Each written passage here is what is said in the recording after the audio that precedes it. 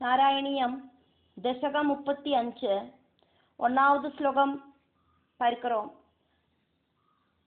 அதுக்கப்புறமா ஆஞ்சநேய சுவாமி ഭഗവാൻ ശ്രീരാമമൂർത്തിയെ സുഗ്രീവനുമായിട്ട് കൂടിച്ചേർന്നിട്ട് ഒരു എഗ്രിമെന്റ് പോട വെച്ചാർ.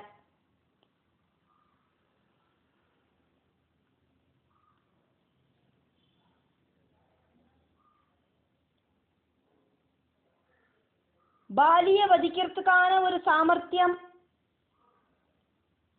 பகவானுக்கு இருக்கு அப்படிங்கிறத ஒரு நம்பிக்கையாயிட்டு எடுத்து காட்டுறதுக்காயிட்டு பகவான் துந்துபியோடு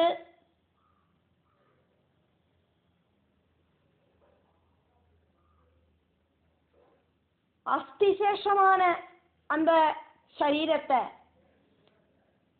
பகவானோட காலோடு பெருவிரலால எடுத்து ரொம்ப ஒசரத்துல தூக்கி வீசினார். அதே மாதிரி ஒரே ஒரு சரத்தை உபயோகிச்சு 7 சால மரங்களை ஒரு சேர முறிச்சு கீழே போட்டார். அதுக்கப்புறமா சுக்ரீவனை வதிக்கிறதுக்கு ரெடியா நிற்கிற அதுல பராக்கிரமசாலியா இருக்கிற பாலிய ஒளிஞ்சு நின்னுண்டு நேருக்கு நேர் நிற்காதக்கி ഒളിഞ്ഞു നിന്നുണ്ട് ശരം പ്രയോഗിച്ച് കൊന്നിട്ട് சீதையை காணறதுக்கில்லையே அப்படிங்கிற சங்கடத்தை பிரகடனப்படுத்திண்டு மதங்க மகர்ஷியோட ஆசிரமத்துக்கு பக்கத்துல இருக்கிற ஒரு குகையில மழைக்காலம் முடியற வரைக்கும் താമസിച്ചാർ. അതാക്കും இந்த ശ്ലോകം. ശ്രീരാമ ഭഗവാൻ ഒളിഞ്ഞു നിന്നുണ്ട് ബാലിയെ വധിച്ചാർ. നേருக்கு നേര് നിന്ന് அம்பெய்தானா பாலியை கொல்லறதுக்கு சாதிக்காது அப்படின்னு பகவானுக்கு தெரியும். பாலிக்கு ஒரு வரம் கிடைச்சிருக்கு. ஆறு பாலியோடு நேர நின்னுண்டு யுத்தம் செஞ்சானாலும் ഓപ്പോസിറ്റില് ഡയറക്റ്റാ നിന്ന് യുദ്ധം പண்றவாளோடு சக்தி முழுவதும் பாலிக்கு கிடைக்கும் அப்படிங்கிறதாக்கும் அந்த வரம். ஸ்ரீராமதேவன் பகவானாக்கும் மனுஷனாயிட்டு அவதாரம் எடுத்திருக்கார். பகவானோட சக்தி அப்படிங்கிறது ரொம்ப ரொம்ப ஜாஸ்தி பவர்ஃபுல்லாக்கும். பாலியோடு முன்னால நின்று பாலிகிட்ட யுத்தம் செஞ்சானா ஸ்ரீராமதேவன் மனுஷனாயிட்டு அவதரிச்சதாலேயே அந்த பகவத் சக்தி മുഴുശായിട്ട് ബാലിക്ക് പോയി ചേരും. അതിനാലെയാക്കും ഒളിഞ്ഞു നിന്ന് അമ്പെയ്ത് ബാലിയെ നിഗ്രഹിച്ചത്. തത് അനു അതുക്കപ്പുറമാ ഹനുമത ഹനുമാനാല് സുഗ്രീവ മൈത്രിയും നീതഹ സുഗ്രീവനുമായിട്ട് കൂട്ടുചേർന്ന ഭഗവാൻ ദുന്ദുബേഹേ കായം ദുന്ദുബിയോട് ശരീരത്തെ ജീവനില്ലാത്ത ശരീരത്തെ அங்குஷ்டேன காலோடு பெரு விரலால உச்சைகி க்ஷிப்த்வா ரொம்ப ஒசரத்துல தூக்கி எறிஞ்சார். എന്നിട്ടോ பூயஹா மறுபடியும் பத்ரினா ஒரே ஒரு சரத்தினால சப்தசாலான் 7 சால விருட்சங்களை யுகபத் லுலவிதா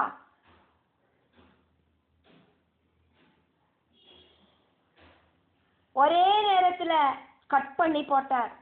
சுக்ரீவகாதஹா உத்யதம் சுக்ரீவனை வதிக்கிறதுக்கு முயற்சி பண்ணின அதுல பலம் பாலினம் ரொம்ப சக்திமானா இருக்கிற பாலிய வியாஜ விருத்தியா ஹத்வா இன்டைரக்டாயிட்டு கொன்னுட்டு துவம் பகவானே நீங்கள் பட்டதிரி இங்க பகவான் கிட்ட பேசுறார்.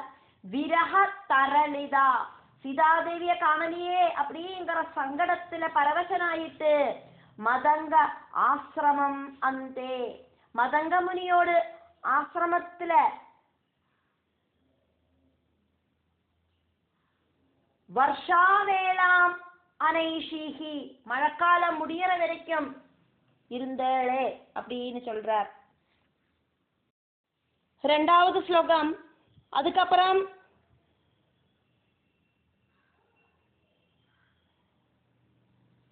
சுக்ரீவன் இதுவரைக்கும் சீதாதேவியை தேடிட்டு நடக்கலை அப்படிங்கிற விஷயத்துல கோபம் வந்த லக்ஷ்மணனோட வார்த்தைகளை கேட்டுட்டு ரொம்ப பயத்தோடு கூடிட்டு பகவானோடு முன்னால வந்து நின்ன சுக்ரீவனோடு ஆజ్ఞை அனுசரிச்சு அங்க வந்து சேர்ந்த வானர படைகள் சீதையை அன்வேஷிக்கிறதுக்காயிட்டு ரெடியா நின்ன அந்த வானர படைகளை பார்த்துட்டு பகவான் சந்தோஷத்தோடு கூடிட்டு ஹனுமானோட கையில அங்குலியவும் அதே மாதிரி ஒரு மெசேஜும் கொடுத்தார். அதுக்கப்புறமா வானரர்கள் ரொம்ப பிரயாசப்பட்டு எல்லா வழிக்கும் பகவானோட மனைவியான சீதாதேவியை தேடிட்டு நடந்தார். அதுக்கப்புறம் வருஷ காலம் முடிஞ்சதுக்கு அப்புறம் அனுஜ உக்தியா ஸ்ரீராமதேவனோடு தம்பியான லக்ஷ்மணனோடு வாக்கு கேட்டுட்டு சபயம் பயத்தோடு கூடிட்டு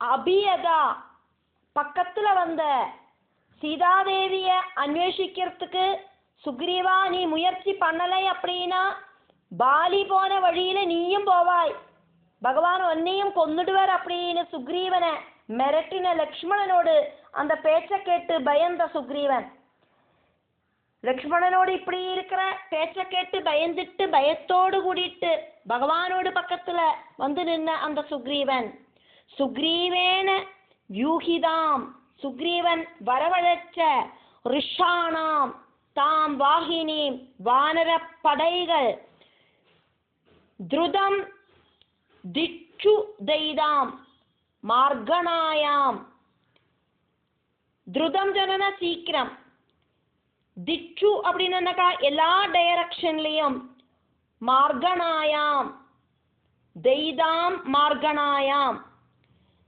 ஸ்ரீராம பத்னியான சீதைய தேடிண்டு போகிறதுக்கு அவனம்ராம் வீட்சியா அதுக்காயிட்டு அவ அங்க தொழுது நிக்கிறத பார்த்தோன்னே மோதசாலி ஸ்ரீராமதேவன் சந்தோஷத்தோடு கூடிட்டு சந்தேஷம் அங்குலீயம் சந்தேஷ வாக்கும் அங்குலீயம் அப்படிங்கிற மோதிரத்தையும் பவனசுதகரே ஹனுமானோடு கையில பிராதிஷா கொடுத்தேளே ததா அப்போது கபிபிஹி அபி வானரர்களாகட்டும் சப்ரயாசைஹி ரொம்ப சிரமத்தோடு கூடிட்டு மார்கே மார்கே ஓரோ வழியில கூடிட்டு துவத்பிரியா மமார்கே சீதாதேவிய தேடிண்டு போனா. மூணாவது ஸ்லோகம். அந்த ஹனுமான் பகவானோடு சரித்திரம் கேட்டதினால ஆல்ரெடி கரிஞ்சு போன ரெக்கையெல்லாம் அதிசீக்கிரமா முளைச்சு அதிவேகத்துல பறந்த சம்பாதியோட வாக்குகளை கேட்டுட்டு அந்த ஹனுமான் சீதை லங்கையில இருக்கிற அந்த விஷயத்தை தெரிஞ்சின்றார். சமுத்திரத்தை சாடி கடந்து லங்காபுரத்துக்குள்ள பிரவேசனம் பண்ணினார். சீதாதேவிய பார்த்து அங்குலியத்தை கொடுத்து அந்த உத்தியானத்தை அழிச்சு அப்போதுண்டான யுத்தத்துல அக்ஷகுமாரனை கொன்னு சொந்த மனசோடு கூடிட்டு பிரம்மாஸ்திரத்தால பந்தனம் சகிச்சுண்டு ஹனுமானுக்கு வேணுமானா தன்னோட சக்தியால அந்த பந்தனம் இல்லாம இருக்கிறதுக்கு சாதிச்சிருக்கும். ஆனா அந்த பிரம்மாஸ்திரம் அப்படிங்கிறது தன்னை பந்திச்சுக்கட்டும் அப்படின்னு நினைச்சதுனால அவளுக்கு கட்டி போட முடிஞ்சது ஹனுமார. എന്നിട്ട് ராவணனை பார்த்து லங்கையை தகிப்பிச்சிட்டு பகவானுக்கு சூடாமணி அதாவது சீதாதேவி கொடுத்தனுப்பின அந்த சிரோரத்னத்தை தானம் செஞ்சார். தொது வார்த்தா ஸ்ரீராமதேவனோட வார்த்தா ஆகர்ணனம் கேட்டுட்டு உத்தியது முளைச்சு வந்த கருது ரெக்கைய யூஸ் பண்ணிட்டு உருஜவ ரொம்ப ஸ்பீடுல சம்பாதி வாக்கியா சம்பாதி அப்படின்னா உயர்ந்து பொங்கி பறந்து நிற்கிற சம்பாதி அப்படிங்கிற பறவையோடு வாக்கு கேட்டுட்டு புரோத்தீர்ண அர்ணோதி சமுத்திரத்தை சாடிக்கடந்த சஹ ஹனுமான் பலசாலியாயிருக்கிற ஹனுமான் அந்தர்நகரி லங்கா நகரத்துக்குள்ள ஜனகஜாம் வீட்சியா சீதாதேவிய பார்த்துட்டு அங்குலீயம் தத்வா மோதிரம் கொடுத்துட்டு உத்தியானம் பிரச்சுத்யா பூங்காவனம் முழுஷா நாசம் பண்ணிட்டு அச்சபனரணவ்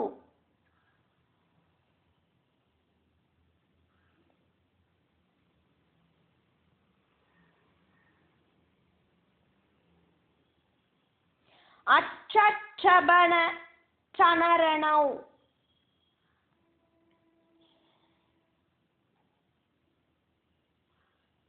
ராவணனோடு இரண்டாவது புத்திரனாக்கும் அக்ஷகுமாரன்.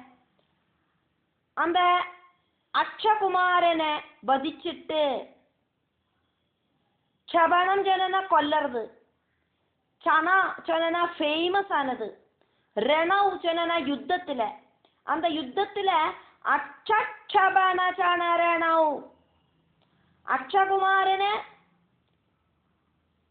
ஃபேமஸான அந்த யுத்தத்துல கொன்னுட்டு சோடபந்தஹா பிரம்மாஸ்திரத்தால உள்ள அந்த பந்தனத்தை ஹனுமான் அனுபவிச்சுட்டு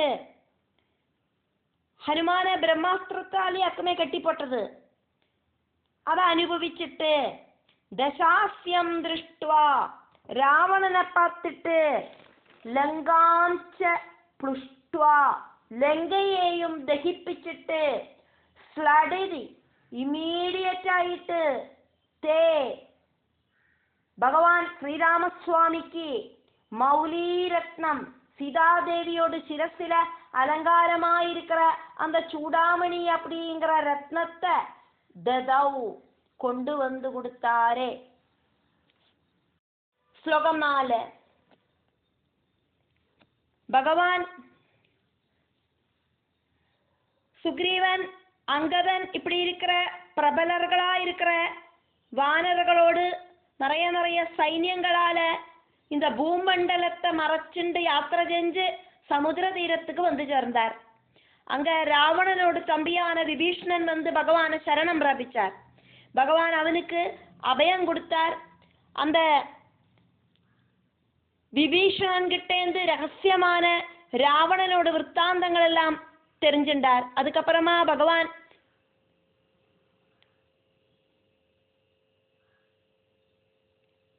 கோபத்தோடு கூடிட்டு பிரயோகிச்ச ஆக்னேயாஸ்திரத்தால பயந்த சமுத்திரத்தோடு வாக்க அனுசரிச்சு பகவானுக்கு சமுத்திரம் நடுவுல வழி கொடுத்தது. முதல்ல வழி விடுன்னு சொன்னோட வழி விடலை. அப்ப பகவானுக்கு கோபம் வந்தோடனே ஆக்னேயாஸ்திரத்தால பிரயோகிக்கிறதுக்கு ரெடியானோட சமுத்திரம் பயந்து வழி விட்டது.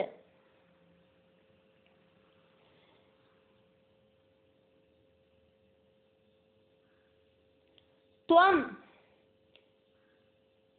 பகவானே கிருஷ்ணா, நீங்கள் சுக்ரீவ அங்கத ஆதி சுக்ரீவன் அங்கதன் தொடங்கின பிரபல கபி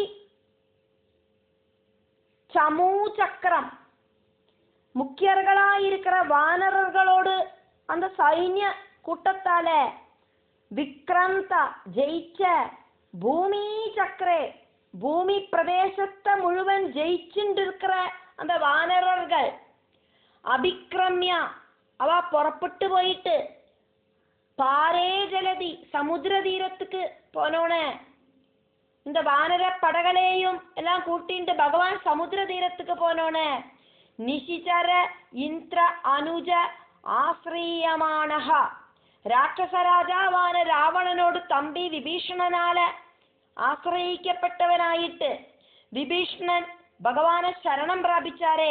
அதையாக்கும் இங்க சொல்றது ரகசி சீக்ரெட் ஆயிட்டு தது புரோக்தாம் விபீஷ்ணன் சொன்ன சத்ருவார்த்தாம் நிசமயன் எல்லா விதத்தில இருக்கிற அந்த ராவணனோடு டீட்டெயில் விஷயங்களையும் கேட்டுட்டு பிரார்த்தன ஆபர்த்திய சமுத்திரத்துக்கு நடுவ பிளர்ந்து வழிவிடு அப்படின்னு பகவானோடு அந்த ரிக்வஸ்ட சமுத்திரம் கேட்கலை. அப்படிங்கிறதுனால பகவானுக்கு ரோஷம், கோபம் வந்தது.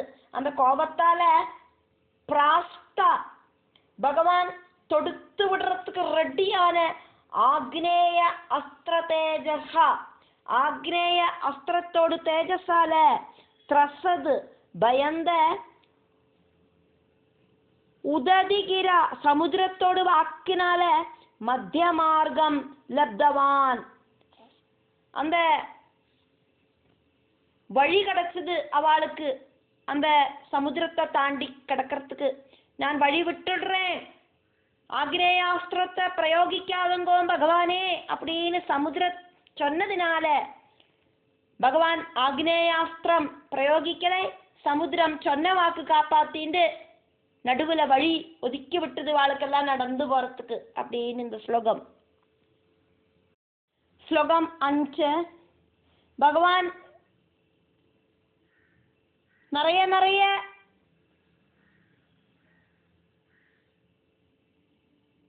டைரக்ஷனிலேருந்து வானரர்களை விட்டு நிறைய பர்வதங்களை உடச்சி வருத்தினார். എന്നിട്ട് அதை ഉപയോഗിച്ച് സമുദ്രത്തിലെ ചിറകെട്ടി അതുവഴിയാ അക്കരയ്ക്ക് പോന. പല്ല്, നഖം, പർവ്വതങ്ങൾ, കല്ലുകൾ, മരങ്ങൾ ഇതെല്ലാം ആയുധമാ വെച്ചിട്ട് തന്നോട് സൈന്യങ്ങളാലെ രാക്ഷസർകളെ യുദ്ധം பண்ணி തോക്കടിച്ചിട്ട് തമ്പിയാണ് ലക്ഷ്മണനോട് കൂടിയിട്ട് പരാക്രമം കാട്ടിന அந்த பகவானை இந்திரஜித்து நாகாஸ்திரத்தால கெட்டி போட்டாருனா கொடியும். அந்த டைமில் அங்க வந்து சேர்ந்த பகவானோடு வாகனமான கருடனோடு ரெக்கைகளோடு அந்த காற்று கொண்டோன அந்த நாகாஸ்திரம் அப்படிங்கிறது பகவானோடு சரீரத்திலிருந்து விடுபட்டது. பகவான் நாகாஸ்திரத்திலிருந்து முக்தனானார் அப்படின்னாக்கும். நாகம் சொன்னா பாம்பாக்குமே. அப்ப பாம்புக்கு இந்த கருடனை பார்த்தனா பயமாக்கும். இப்ப நாகாஸ்திரம் பிரயோகிச்சானா பாம்புகளாக்கும் வந்து சுற்றி வரியும். அப்ப பகவான நாகாஸ்திரத்தால இந்திரஜித்து கட்டி போட்டோனே பகவானோடு வாகனமான கருடனோடு அந்த ரெக்கை அடிக்கிற காற்றை பார்த்து பயந்தே அந்த நாகாஸ்திரம் அப்படிங்கிறது பகவானோட சரீரத்திலிருந்து விடுபட்டது அப்படிங்கிறதையாக்கும் இங்க பார்க்கிறோம்.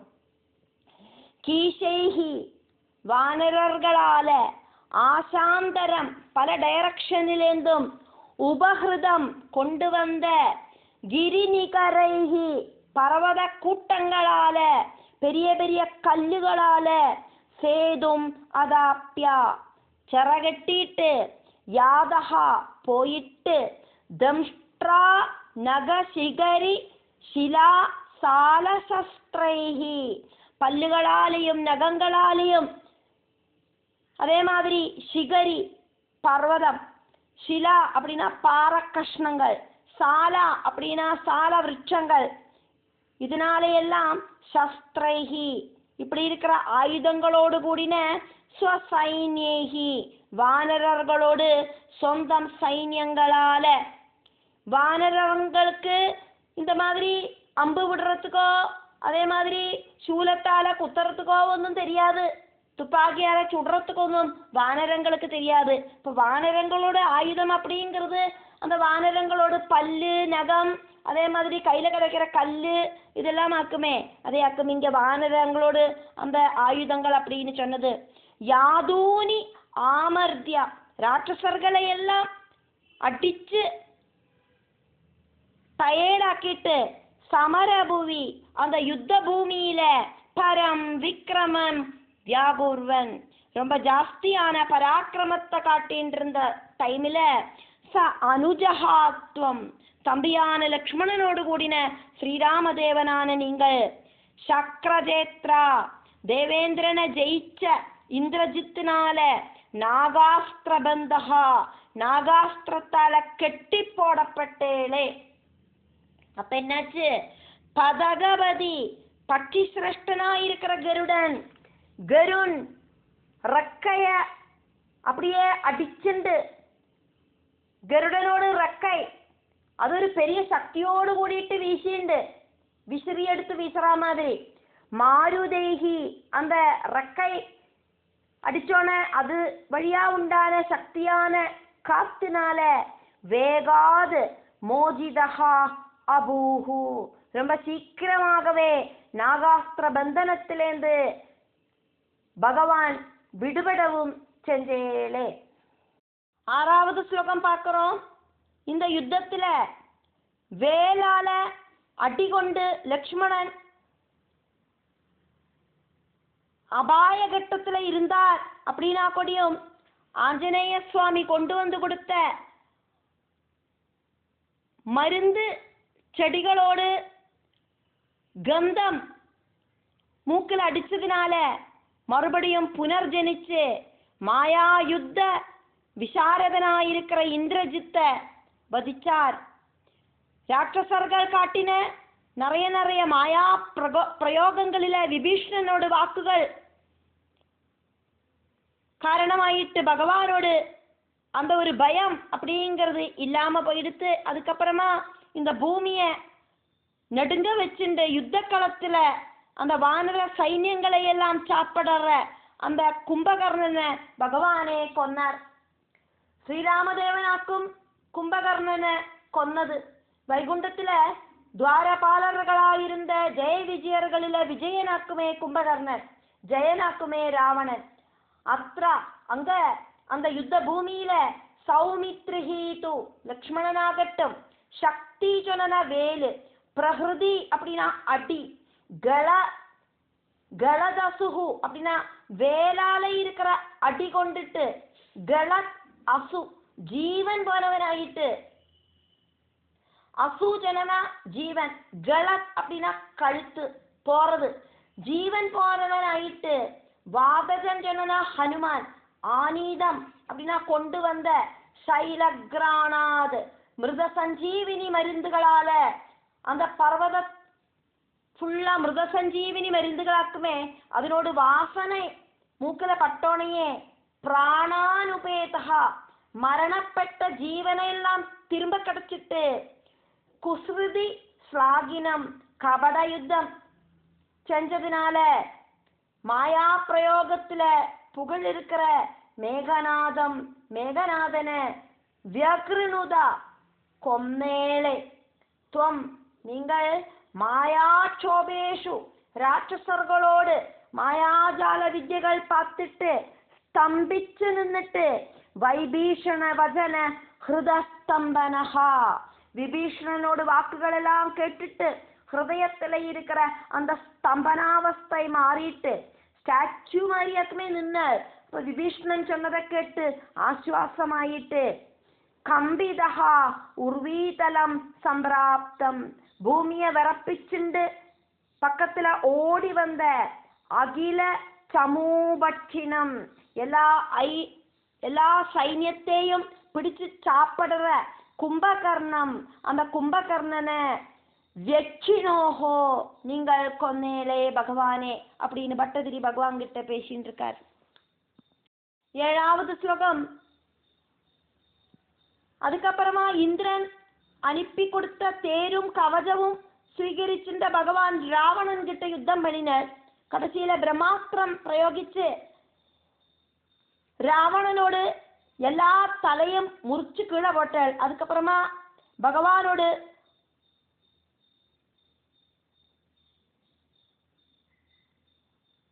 சீதாதேவி தன்னோட பரிசுத்திய ப்ரூஃப் பண்றதுக்காயிட்டு சீதாதேவிய அக்னி பிரவேசம் பண்றதுக்கு சொன்னார் பகவான்.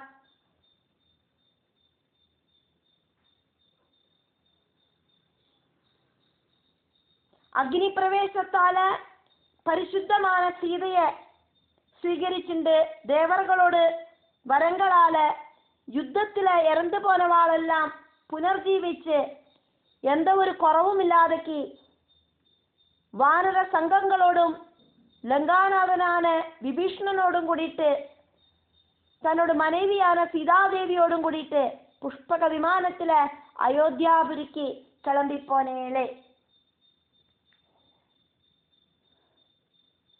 ജംബാരി സംപ്രേഷിത രഥകവചൗ, ദേവേന്ദ്രൻ കുടുത്തരിപ്പിന രഥവും കവചവും ഗൃഹ്ണൻ സ്വീകരിച്ചിട്ട് രാവണേന അഭിയുദ്ധ്യൻ, രാവണനുമായിട്ട് യുദ്ധം ചെഞ്ചിട്ട് ബ്രഹ്മാസ്ത്രേണ, ബ്രഹ്മാസ്ത്രത്താല് അസ്യ ഗളദതിം ഭിന്ദൻ, രാവണനോട് കഴുത്തുകളെയെല്ലാം മുറിച്ചു പോട്ടിട്ട് അഗ്നിശുദ്ധാം അബലാം, അഗ്നിപ്രവേശനം ചെഞ്ച് പരിശുദ്ധമായി തീർന്ന സീതാദേവിയെയും പ്രഗൃഹ്ണൻ, നന്നാ സന്തോഷത്തോടു കൂടിയിട്ട് സ്വീകരിച്ചിട്ട് ദേവശ്രേണി, ദേവർകളോട് കൂട്ടത്താല് എല്ലാ ദേവർകളോടും വര ഉജ്ജീവിതം, വരത്താല് ജീവൻ കടച്ച വാനരകളോട്, സമരഭൂമിയിലെ ഇറந்து போன வானரர்களுக்கு தேவர்களோடு வரத்தால ஜீவன் திரும்ப கிடைச்சது. அப்படி எல்லாம் இருக்கிற வானர கூட்டங்களோடு கூடியும் அக்ஷதைஹி, எல்லா விதத்திலையும் சம்பூர்ணமாய் இருக்கிற ஒரு குறவும் இல்லாத்திருக்கிற ரிட்சசங்கைஹி, வானர கூட்டங்களோடும் கூடிட்டு லங்கா பக்திராஜா சாகம், இப்போது லங்காதிபதியாயிருக்கிற விபீஷ்ணனோடும் கூடிட்டு சப்ரியஹா, പ്രിയതമയായിരിക്കുന്ന സീതാദേവിയോട് കൂടിയിട്ട് പുഷ്പകേണ, പുഷ്പക വിമാനത്തിലെ ഏറി ഒക്കാന്നുണ്ട്. നിജ നഗരം അഗാഹ, സ്വന്തം നഗരമായിരിക്കുന്ന അയോധ്യക്ക് ഭഗവാൻ യാത്രയാനേലെ അതിശീഘ്രമാ പോയി ചേരുறதுக்காக்கும் புஷ்பக விமானத்துல ஏறிண்டு யாத்திரை பண்ணினது. பரதனுக்கு கொடுத்த அந்த வாக்கு பாலிக்கிறதுக்காயிட்டாக்கும் அதிசீக்கிரமான அந்த யாத்திரையை நடத்தினது பகவான். 8வது ஸ்லோகம். பகவான் அயோத்திக்கு திரும்பி வந்ததுக்கு அப்புறம் ஸ்ரீராம பட்டாபிஷேகம் அழகா நடந்தது. அதுக்கப்புறம் 10,000 வருஷத்துக்கு அதிகமான காலகட்டங்கள் சீதையோடு கூடிட்டு சுகமாயிட்டு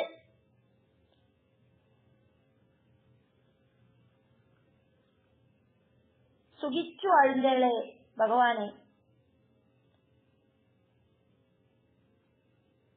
அந்த டைம்ல ஒரு வருஷகாலம் ராவண கிரகத்தில வசிச்ச சீதாദേവിய ஸ்ரீராமன் സ്വീകരിച്ചதை സംബന്ധിച്ച് ജനങ്ങളോട് നടുവില ഒരു ചില ആക്ഷേപങ്ങൾ ഉണ്ടാച്ചു அப்படிங்கறத ஸ்ரீராமதேவன் தெரிஞ்சின்றார். அந்த அபவாதத்தை தீர்க்கறதுக்காயிட்டு ஸ்ரீராமதேவன் லக்ஷ்மணன் வழி சீதாദേവിയെ വാൽമീകിയോട് ആശ്രമത്തോട് പക്കത്തില കൊണ്ടുപോയി ഉപേക്ഷിച്ചിട്ട് വന്നിട്ട് കഷ്ടം കഷ്ടം ഭഗവാനே நாராயண. இந்த விவரம் தெரிஞ்ச வால்மீகி சீதைய ஆசிரமத்துக்கு கூட்டிட்டு போய் காப்பாத்தினார். அந்த டைம்ல ஸ்ரீராமன் சத்ருக்னனை சொல்லி அனுப்பி லவணன் அப்படிங்கிற ராட்சசனை வதிச்சு காலிந்தி தீரவாசிகளான மகர்ஷிகளோட சங்கடத்தை தீர்த்து கொடுத்தார்.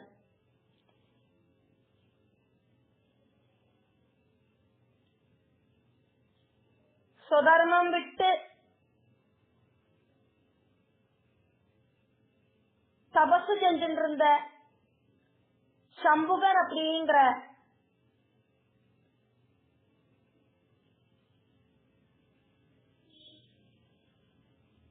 அதமன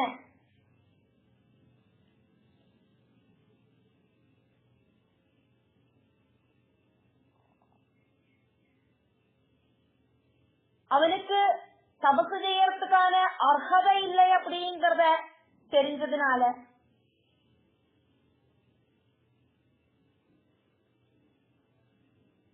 அவன் தபசு பண்ணி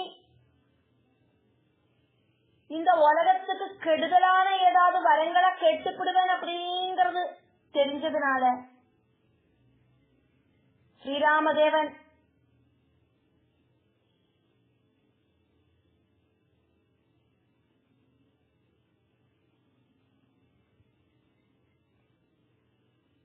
അവനെ കൊന്നിട്ട്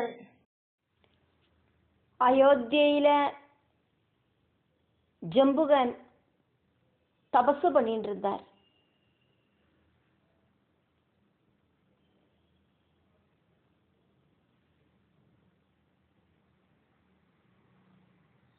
ஜம்புகன் தபசு பண்ணிட்டு இருந்த சமயத்துல அயோத்தியில ஒரு பிராமண குமாரன் இறந்து போயிட்டார்.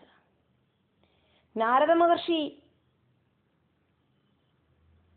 அங்க வரார். பகவான் ஸ்ரீராமன் நாரத மகர்ஷிட்ட இந்த பிராமண குமாரன் இறந்து போறதுக்கான காரணம் என்ன அப்படின்னு கேட்டார். சம்புகனோடு அப்படி இல்லைன்னா ஜம்புகனோடு தபசு காரணமாக்கும் பிராமணகுமாரன் இறந்தது அப்படின்னு நாரத மகர்ஷி சொல்றார். இது கேட்ட ஸ்ரீராமர் ஜம்புகன் கிட்ட போயிட்டு என்னத்துக்காக்கும் நீ தபசு செய்யறாய் அப்படின்னு கேட்டார். மோட்ச பதவி கிடைக்கணும் அப்படிங்கிற ஆக்ரஹத்தாலியாக்கும் நான் தபசு பண்றேன் அப்படின்னு ஜம்புகன் சொன்னார். பகவான் சொல்றார், இந்த உடலோடு கூடிட்டு ஒன்றும் உனக்கு சொர்க்கத்துக்கு போக முடியாது. மோட்ச பதவி அப்படிங்கிறது சொர்க்கலோகத்தை விட டாப் ஆக்கும். சரீரத்தோடு கூட்டிட்டு போகிறதுக்கு சாதிக்காது.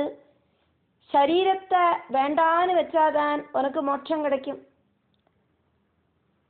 நீ இப்போ இந்த சரீரத்தை வேண்டான்னு வச்சானா இந்த அயோத்தியில இறந்து போயிருக்கிற ஒரு பிராமண குமாரனுக்கு ஜீவன் அப்படிங்கிறது கிடைக்கும், உனக்கு மோட்சமும் கிடைக்கும். பகவான் ஜம்புகனோடு அபிப்பிராயத்தை கேட்டு தெரிஞ்சுக்க வாக்கும் சேரார். எந்த ஒரு காரணமும் இல்லாதக்கு ഒരാളെ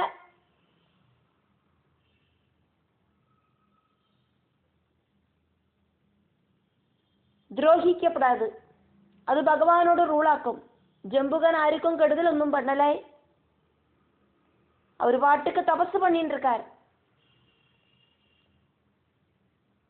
அந்த ஜம்புகனோடு தபசு நின்னாதான் இந்த பிராமணகுமாரன் பொழப்பர் அப்படின்னாக்கும் நாரத மகர்ஷி சொன்னது. அதனாலேயாக்கும் பகவான் ஜம்புகன் கிட்ட கேட்டது, உனக்கு மோட்சம் வேணுமா இந்த உடம்பு வேணுமா? ஜம்புகன் சொல்றாரு, எனக்கு இந்த உடம்ப வச்சுட்டு நான் என்ன பண்றது?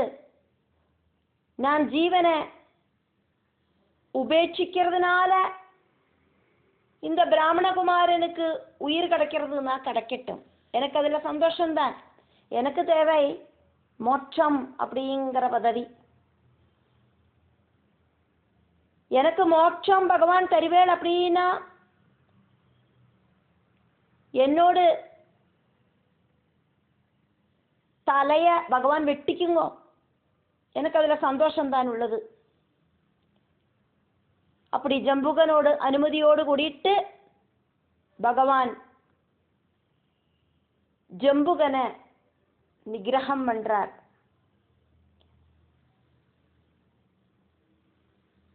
அதையாக்கும் நம்ம இந்த ஸ்லோகத்துல பார்த்தோம்.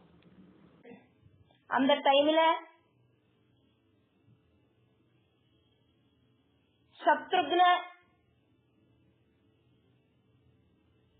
சத்ருக்னன் லவணவதத்துக்காயிட்டு போகிற வழியில வால்மீகியோடு ஆசிரமத்துல வந்து சேர்ந்த நாளைக்கு வால்மீகியோடு ஆசிரமத்துல இருந்த அந்த சீதாதேவி பகவானோடு 2 குழந்தைகளை பிரசவிச்சா. குஷன், லவன் அப்படிங்கிற 2 குழந்தைகளை. அதாக்கும் இந்த ஸ்லோகம். துவம் பகவான் திவ்யாபிஷேகைஹி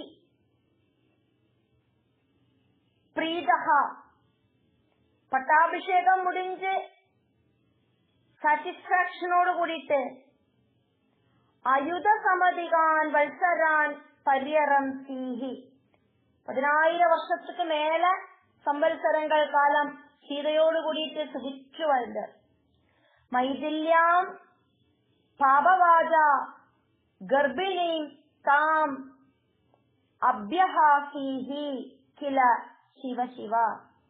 സീതാദേവിയെ സംബന്ധിച്ച ഉലക അപവാദത്താല് ഗർഭിണിയാണ് അന്ത ദേവിയെ ഭഗവാൻ ഉപേക്ഷിച്ചിട്ടേ.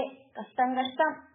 ശത്രുഘ്നേന ലവണ നിശിചരം അർദ്ധയിത്വ ശൂദ്രപാസം പ്രാർത്ഥയഃ. ശത്രുഘ്നനെ വിട്ട് ലവണാസുരനെ വധിപ്പിച്ചാൽ ഭഗവാൻ, அதுக்கப்புறம் அதார்மிகமான பிரவൃத்திகள் செய்யறவன சம்புவனை வதிச்சாள். தாவது வால்மீகி கேஹே.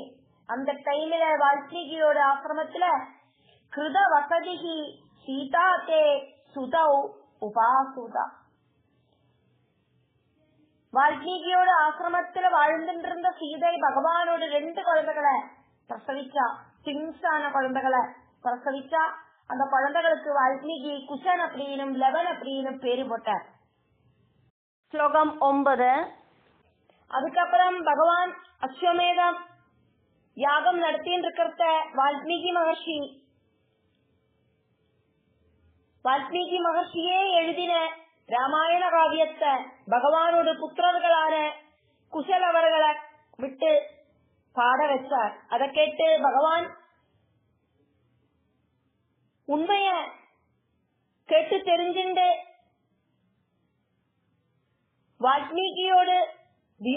വാൽമീകിയോട് നിർദ്ദേശത്താല വാൽമീകി சொன்னதால சீதைய யாகசாலையில வச்சு மறுபடியும் സ്വീകരിக்கிறதுக்கு ஆக்ரஹிச்சார். ஆனா அப்போது சீதாதேவி பூமாதேவிய பிரார்த்தனை பண்ணினா. பூமாதேவி கொடுத்த துவாரத்துல சீதாதேவி மறைஞ்சா. அதனால பகவானோட ஆக்ரஹம் சாதிக்கல. உடனடியா தர்மராஜா அங்க வந்து சேர்ந்தார். பகவான் கிட்ட அவதார காரியங்கள் எல்லாம் நடந்து முடிஞ்சாச்சு. அதனால திரும்ப மறுபடியும் வைகுண்டத்துக்கு சொதாமத்துக்கு திரும்ப போங்கோம் பகவானே அப்படின்னு, அதுக்கான டைம் ஆயாச்சு அப்படிங்கறத தெரியப்படுத்தினார். அப்போது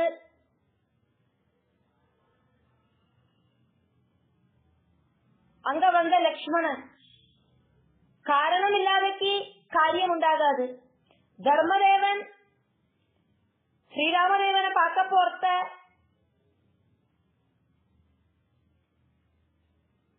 ஒரு விஷயம் சொல்லியிருந்தார். நானும் ஸ்ரீராமதேவனுமா பேசிட்டு இருக்கிற சமயத்துல ஆறு வந்தாலும் சரி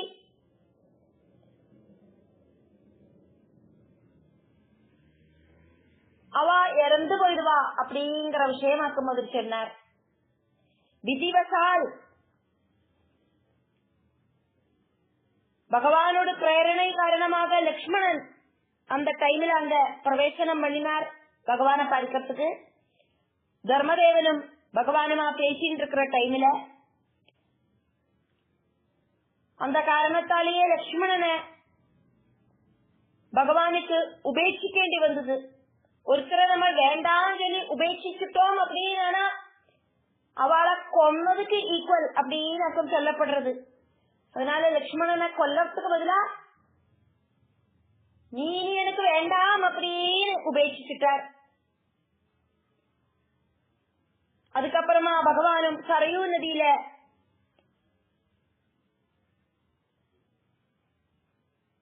பகவானோடு கூடி முழுகின சகல சைன்யங்களோடும் கூடிட்டு சொர்க்கத்துல வந்து சேர்ந்தார்.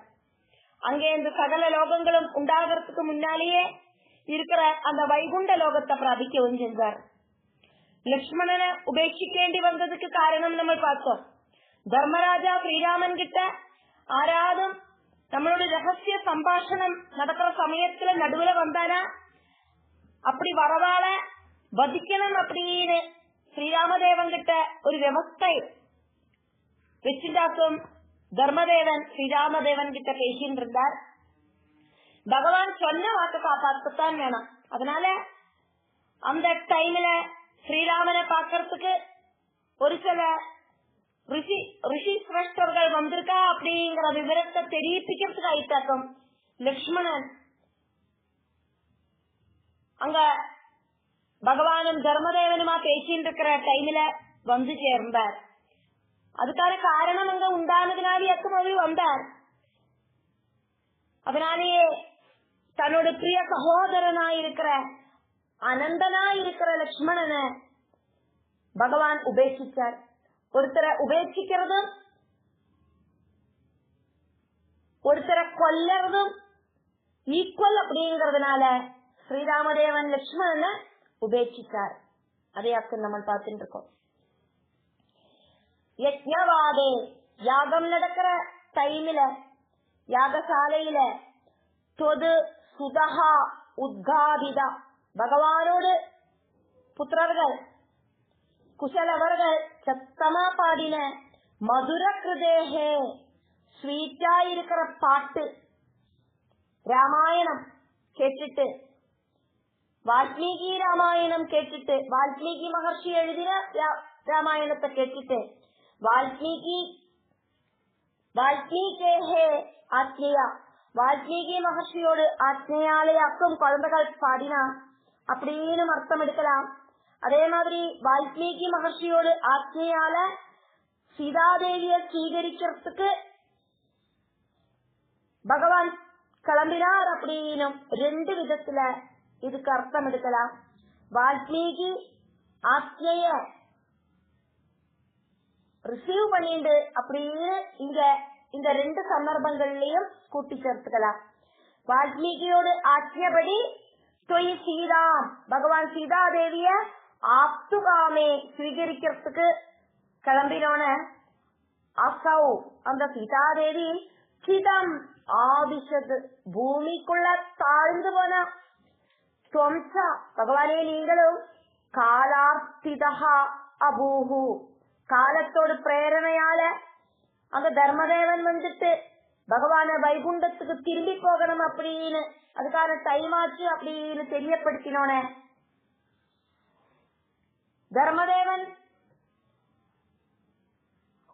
ஒரு மகர்ஷியோடு வேஷத்தை போட்டு பிரம்மாவோடு தூதன் ஆயிட்டு வந்துட்டு ஸ்ரீராமர் கிட்ட சொன்னார், பூமியில வாசம் போரும் பகவானே வைகுண்டத்துக்கு திரும்பி போங்கோ, இந்த நாடகம் முடிஞ்செடுத்து வேஷத்தை அழிச்சு வச்சுக்குங்கோ அப்படின்னு. அதுக்கப்புறமா ஹேதோஹோ காரணவசால் சௌமித்ரிகாதி லக்ஷ்மணனை உபேட்சிக்கிறதுக்கும் லக்ஷ்மணனோட சொர்க்காரோகண பகவானோட சொர்க்காரோகணத்துக்கும் காரணமாச்சு. லக்ஷ்மணனை உபேட்சிக்கிறதுக்கு காரணமாச்சு. லக்ஷ்மணனை உபேட்சிக்கிறது அப்படின்னாக்கா சொர்க்காரோகணத்துக்கு ஈக்குவல் ஆக்கும், அது கொல்லறதுக்கு ஈக்குவல் ஆக்கும். லக்ஷ்மணன் சொர்க்காரோகணம் போறதுக்கு ஈக்குவல் ஆக்கும். എന്നിട്ട് സ്വയം ശ്രീരാമദേവൻ സ്വർഗാരോഹണം നടത്തിനാർ. എപ്പിടിയാക്കും നടത്തിനാർ? സരയൂ മഗ്ന നിശേഷ വൃത്യൈഹി സാഗം. സരയൂ നദിയിലെ മുഴുകിന എല്ലാ സൈന്യങ്ങളോടും കൂടിയിട്ട് അനുചരകളോടും കൂടിയിട്ട് അസിസ്റ്റൻസോടും കൂടിയിട്ട് നാഗം പ്രയാതഹ സ്വർഗத்துக்கு போயிட்டு தேவா എന്നിട്ട് ഭട്ടതിരി ഭഗവാന് കൂപ്പിട്ട് ചൊല്ലവാർ, ആദ്യം നിജപദം വൈകുണ്ഠം, ஒருபோதும் அழிவில்லாத சொந்தம் ஆஸ்தானமாயிருக்கிற அந்த வைகுண்ட லோகத்துக்கு அகமக பகவான் யாத்திரையாகவும் செஞ்சேளே. சீதாதேவியை திரும்ப கூப்பிடுறதுக்கு வால்மீகி மகர்ஷி சொன்னதினால ஸ்ரீராமதேவன் தேவிய സ്വീകരിக்கிறதுக்கு ரெடி ஆனப்போ பூமாதேவி எனக்கு வரதுக்கு வழிதா அப்படின்னு சீதாதேவி பூமாதேவிக்கு பிரார்த்திச்சோன்னு நாகலோகத்திலேருந்து ஒரு சிம்ஹாசனம் உயர்ந்து வந்தது. அக்னியில உயர்ந்து வந்த அந்த சிம்ஹாசனத்துல சீதாதேவி பூமியில தாழ்ந்து போறா. அத்தனை பேரும் பார்த்துட்டு நின்னா. மறுபடியும் அக்னி பிரவேசம் பண்ணிட்டு வேணும் சீதாதேவிய பகவானுக்கு ஸ்வீகரிக்கிறதுக்கு. அதுல மனம் நொந்து போன சீதாதேவி பூமாதேவி நான் உங்ககிட்டயே வந்துடுறேன், என்ன ஸ்வீகரிச்சுக்கோ, உன்னோட புத்திரியாக்குமே நான் அப்படின்னு கேட்டோன்னு பூமாதேவி ஒரு சிம்ஹாசனம் நாகலோகத்திலிருந்து கொடுத்து விட்டா. சிம்ஹாசனம் எப்படி அந்த அக்னியோட ஸ்ரீஜாலையில உயர்ந்து பொங்கி வந்தோனே அந்த சிம்ஹாசனத்துல ஏறி உட்கார்ந்துண்டா சீதாதேவி. அந்த சிம்ஹாசனம் அப்படியே கீழே அந்த அக்னி குண்டத்துல இருக்கிற அக்னி ஜுவாலைகளுக்கு உள்ள அப்படியே ஆழ்ந்து போச்சு. அத்தனை பேரும் பார்த்துட்டு இருந்தா. அதுக்கப்புறம் பகவானுக்கு மனசு சங்கடமாயிருக்கு. சீதாதேவி இனி இல்லையே, கூட இருக்க முடியாதே அப்படின்னு எல்லாம் நினைச்சு அந்த டைம்லயாக்கும் தர்மதேவன் அங்க ஒரு மகிழ்ச்சியோட வேஷத்துல பிரம்மாவோட தூதன் ஆயிட்டு வந்து ஸ்ரீராமன் கிட்ட பூமியோட வாசம் மதியாக்குங்கோ பகவானே அப்படின்னு சொன்னதும், அதே மாதிரி இந்த நாடகத்துக்கு வேஷம் போட்ட எல்லாரையும் கூட்டிண்டாக்கும் பகவான் அங்கேருந்து சொர்க்காரோகணம் பண்ணினார். முதல்ல லக்ஷ்மணனை உபேட்சிச்சார். லக்ஷ்மணனை உபேட்சிக்கிறதும் லக்ஷ்மணனை கொல்லறதும் ஒன்னாக்கும். அதனால லக்ஷ்மணனை சொர்க்காரோகணம் பண்ணின லக்ஷ்மணன் அப்படின்னே சொல்லிக்கலாம். அதுக்கப்புறமா பகவான் இந்த நாடகத்துக்கு வேஷம் போட்ட அத்தனை நதியையும் கூட்டிட்டு சரையூ நதியில முழுகி சொர்க்காரோகணம் பண்ணிட்டார். ஸ்லோகம் 10. பகவானோடு இந்த மனுஷாவதாரம் ஆக்ரகங்களில காமத்துல ரொம்ப ரொம்ப ஆசக்தி உண்டானாக்கா விரக துக்கம் அனுபவிக்கணும் அப்படின்னும், தர்மத்துல அத்தியாசக்தி உண்டானாக்கா தவறு செய்யாത്ത നിരപരാധികളെ കൂടിയും ഉപേക്ഷിക്കേണ്ടി വരും அப்படின்னும் மனுஷால புரிய வைக்கிறதுக்கான அவதாரமாக்கும் ஸ்ரீராமாவதாரம். அப்படி இல்லை அப்படின்னா நித்திய ஆனந்தமயமான தன்னோடு ஆத்மாவையே அனுபவிச்சு ஆத்மாராமனாயிருக்கிற அந்த பகவானோடு மனசுக்கு சுகதுக்காதிகள் அப்படிங்கிற விஷயம் எப்படி ஆக்கம் உண்டாகும்? பகவானே சுத்த சத்துவமய மூர்த்தியான குருவாயூரேசா, என்னோட ரோகங்களை எல்லாம் கம்ப்ளீட்டா தீர்த்து தரணுமே அப்படின்னு சொல்லிட்டு இந்த 35வது தசகத்தை பட்டதிரி முடிக்கிறார். காம தர்ம அதிசக்தியா ஆக்ரகங்கள் கிட்டையும் தர்மத்துக்கிட்டையும் அதிகமான அட்டாச்மெண்ட் ஆசக்தி உண்டானாக்கா அதனால விஸ்லேஷ ஆர்த்திகி விரக துக்கവും നിരാഗത്യജനം അഭി ഒരു തവരും ചെയ്യാത്തവാളെ ഉപേക്ഷിക്കേണ്ടി വர அந்த സിറ്റുവേഷനും നിയതം ഭവേത് கண்டிப்பா சம்பவிக்கும். ஏவம் இப்படியாக மர்த்திய சிக்ஷார்த்தம் கலு சாதாரண மனுஷால படிப்பிக்கிறதுக்கு ஆயிட்டாக்குமே தவ சக அயம் மர்த்தியாவதாரஹ, பகவானே உங்களோட இந்த இப்படி இருக்கிற ஸ்ரீராமதேவன் அப்படிங்கிற மனுஷ அவதாரம். நோச்சேத் அப்படி இல்லை அப்படின்னா ஸ்வ ஆத்மானுபூதேஹே தவ, சொந்தம் ஆத்மாவிலேயே எப்பவும் லயிச்சிருக்கிற ஆத்மாராமனாயிருக்கிற உங்களோடு மனசஹா மனசுக்கு விக்ரியாக்கணும் எப்படியாக்கும் இப்படி இருக்கிற ஸ்னேக விரக கோப சந்தோஷ விகாரங்கள் எல்லாம் உண்டாகிறது. சச்சித் ஆனந்தமூர்த்திக்கு எந்த விதத்திலே இருக்கிற ஷட்விகாரங்களும் கிடையாது. மனுஷனை படிப்பிக்கிறதுக்காயிட்டு பகவான் மனுஷ அவதாரம் எடுத்து வந்தேனே.